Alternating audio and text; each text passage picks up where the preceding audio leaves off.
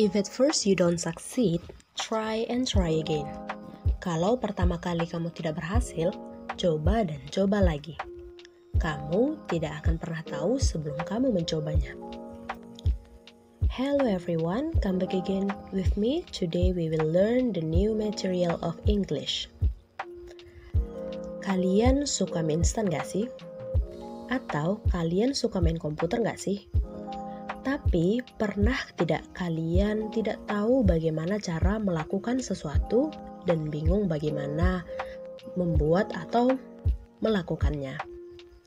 Today we will learn the new material that is procedure text.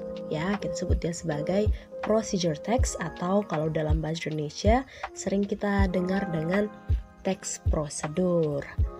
Maksudnya procedure text yaitu dia merupakan a sequence of actions or steps of, ya, sebuah langkah atau sebuah urutan kegiatan tentang bagaimana membuat sesuatu atau how to make something atau how to do something atau bagaimana cara melakukan sesuatu. Itu yang disebut dengan procedure text. Maka kata dasarnya adalah prosedur atau langkah-langkah.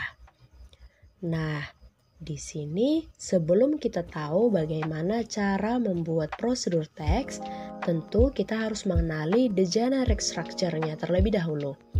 Maksudnya generic structure yaitu urutan atau langkah-langkah penulisan pada prosedur teks tadi. Nah, yang pertama yaitu goal atau aim.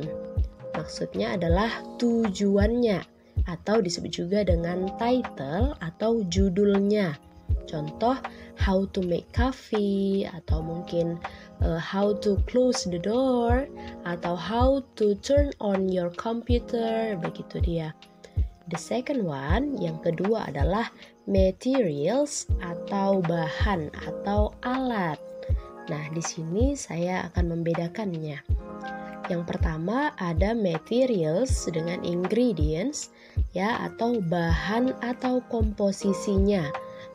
Lalu yang kedua ada kata utensils, kemudian ada kata tools, ya, maksudnya adalah alat, ya, alat yang digunakan untuk membuat sesuatu. Nah, ada dikatakan di sana not required for all procedural text. Jadi, yang namanya alat dan bahan tidak selalu dibutuhkan dalam teks prosedur. Kenapa begitu? Contohnya, bagaimana cara bernyanyi. Kita kan nggak butuh bahan atau alat di sana. Bagaimana cara membuka pintu. Nah, itu kan kita nggak butuh alat dan bahan di sana. Next, selanjutnya adalah yang terakhir yaitu steps. Nah, inilah yang menjadi ciri khusus dari procedure text. Langkah-langkah atau tindakan yang harus dilakukan. Nah, setelah daripada itu, kita akan melihat language feature atau disebutlah dia dengan fitur kebahasaan atau ciri kebahasaannya. Jadi, setelah tahu urutannya, tapi kita harus tahu juga bagaimana ciri-ciri kebahasaannya. Apa itu? The first one, ada kata imperatives di sana. Nah, kita sudah pernah mempelajari ini. Imperatives itu merupakan kata atau kalimat perintah. Contoh, cut, potong. Kemudian ada juga seperti don't mix. Nah, ini masuk ke kalimat larangan atau yang pernah kita ingat imperative sentence. Kemudian yang kedua ada kata kerja atau action verbs, kata kerja yang mengandung tindakan. Contohnya turn, put, mix, turn, pindahkan atau mungkin hidupkan, matikan gitu ya. Put, letakkan, mix, campur, yang mengandung tindakan-tindakan atau pergerakan. Selanjutnya ada namanya di sana connectives atau disebutlah connectives ini penghubung satu dengan yang lainnya. Contoh, first, then, finally.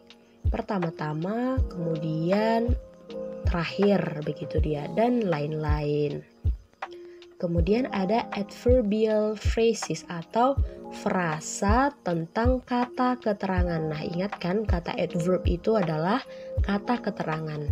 Keterangan itu bisa keterangan waktu, keterangan tempat, begitu dia. Contoh, for 5 minutes, selama 5 menit, atau 2 centimeters from the top, 2 cm dari atas. Nah, ini keterangan tempat kan gitu. Lalu yang terakhir, dia menggunakan simple present tense atau bentuk waktu saat ini, karena kita saat mengatakan prosedur teks secara langsung pada saat ini, begitu dia, bukan menceritakan yang masa lalu atau masa yang akan datang. Selanjutnya kita langsung masuk ke contoh prosedur teks nih. Yang pertama kita buat di sini ada how to make a cup of coffee. Nah, kalau ini di generic structure tadi, ini disebut juga lah dengan title tadi atau goals-nya, tujuannya, yaitu membuat segelas kopi. Yang pertama ada kata materials and ingredients ya. Nah, apa bahan-bahannya? Kita lihat di sana, 2 spoons of sugar, 2 sendok gula, kemudian 1 spoon of coffee powder, 1 sendok bubuk kopi, kemudian hot water, air panas, kemudian a cup atau sebuah gelas atau sebuah cangkir, kemudian a spoon, sebuah sendok. Nah, setelah tahu bahan-bahannya, maka kita perlu tahu bagaimana procedure atau steps-nya, yaitu langkah-langkahnya. Nah, bisa kita lihat di sini. Nah, bisa kita lihat ada connectives-nya di sini. Ada first, ada and then, ada next, after that, and then finally. Nah, supaya lebih jelas, kita lihat berupa gambar seperti ini. 2 sendok gula, 1 gelas, kemudian air panas, jangan lupa kopinya, kemudian sendoknya. Setelah disiapkan semuanya, mari membuat kopinya. First, tadi kan ada first, and then put 1 spoon of coffee powder into the cup. Kemudian masukkan 1 sendok kopi ke dalam gelas. Kemudian next, pour some hot water into the cup. Kemudian tuangkan air panas ke dalam gelas tersebut.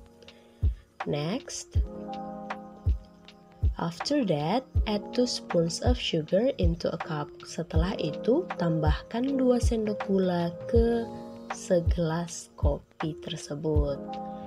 And then the last one is finally, stir it well and the hot coffee is ready to drink. Akhirnya, aduklah kopi tersebut dengan benar, dengan tepat, dan kopi siap untuk diminum. Tapi tergantung selera juga ya, nggak perlu terlalu lambat seperti kakak kita ini mengaduk kopinya kan gitu kan. Nah, setelah penjelasan berikut, saya mau tanya, utensils atau utensils apa saja yang ada pada pembuatan kopi tadi, atau apa aja alatnya? Apakah kopi? Apakah gula? Apakah sendok? Apakah gelas? So the answer will be, there is spoon, glass, and then cup. Next, apa saja connectives atau conjunction yang ada pada video tadi? Nah, maksudnya connectives tadi atau conjunction itu punya arti yang sama ya, yaitu kata penghubung. Penghubung waktu boleh begitu ya, lebih tepatnya ke penghubung waktu. Apa saja? Yaitu first, then, next, after that, and finally. Pertama-tama, kemudian selanjutnya, setelah itu, dan akhirnya. Oke, bagus sekali untuk hari ini ya. Terima kasih telah belajar bersama. Selanjutnya, selamat belajar. Nah, selanjutnya kita akan bertemu di video-video berikutnya. Terima kasih atas perhatiannya.